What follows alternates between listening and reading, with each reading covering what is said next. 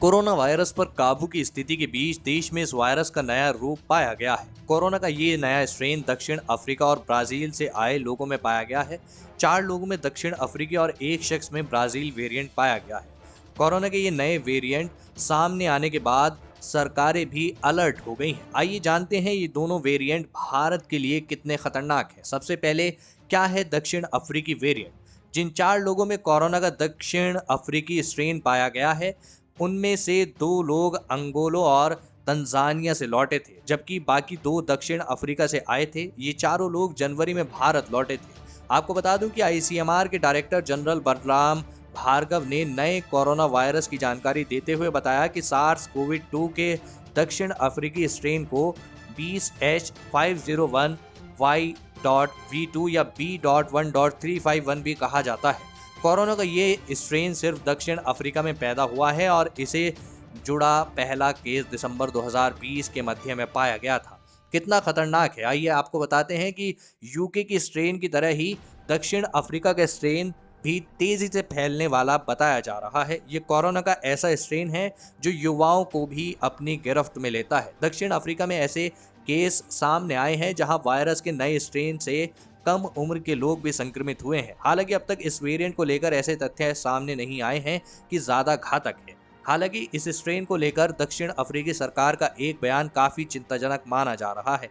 दक्षिण अफ्रीकी सरकार ने कहा है कि एस्ट्राजेनेका ऑक्सफोर्ड की वैक्सीन की इस स्ट्रेन से लड़ने की क्षमता लिमिटेड है।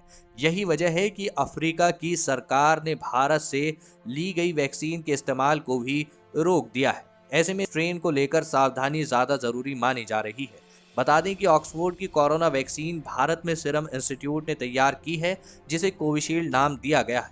दूसरे नंबर पर है ब्राजील का कोरोना स्ट्रेन।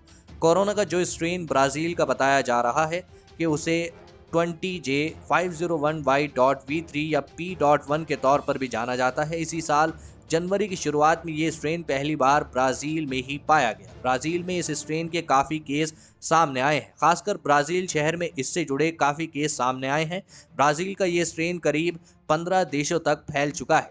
दोस्तों, कितना खतरनाक है, आपको बता दूं कि जापान के national institute of infectious disease यानी NIID ने बताया था कि 2 जनवरी को ब्राजील से आए यात्रियों में कोरोना का नया स्ट्रेन पाया गया है। जिन लोगों में ये स्ट्रेन पाया गया था उनकी 10 साल से लेकर 40 साल तक की उम्र थी। NIID ने बताया था कि इस वायरस से 12 म्यूटेशंस हैं, यानी कोरोना के ये दोनों नए स्ट्रेन्स ऐसे हैं जो न सिर्फ तेजी से फैलते हैं बल्कि कम उम्र के लोग भी इससे संक्रमित हो चुके हैं। यही वजह है कि भारत में इन 2 नए स्ट्रेन के केस आने के बाद चिंता बढ़ गई, क्योंकि अब तक देश में ज्यादा उम्र के लोगों में ही कोरोना संक्रमण के अधिकतम केस पाए गए हैं। यही वजह है कि सरकार अलर्ट हो गई है। जिन 5 लोगों में ये नया स्ट्रेन पाया गया है उनके साथ सफर करने वाले और संपर्क में आए सभी लोगों को क्वारंटाइन कर दिया गया है।